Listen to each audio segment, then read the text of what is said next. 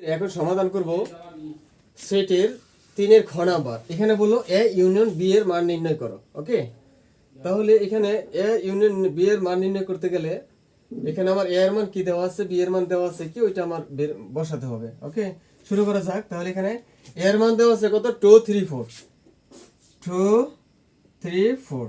এখানে ইউনিয়ন প্রতীক আছে, বসিয়ে দিলাম। বি এর মান দেওয়া আছে কত, 1 2 এ 1 2 এ।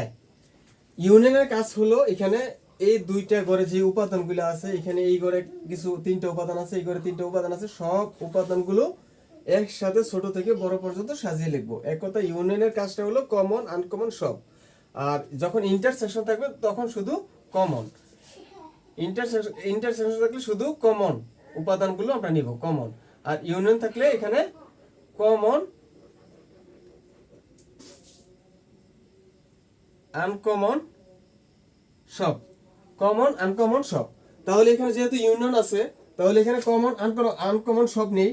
তাহলে এখানে ছোট থেকে বড় পর্যন্ত সাজাবো। তাহলে এখানে দুইটা ঘরে সবচেয়ে ছোট আছে এখানে 1, তারপর আছে কত 2, তারপর আছে কত 3, তারপর আছে এখানে কত 4, তারপর এখানে প্রতীক চলক এ আছে।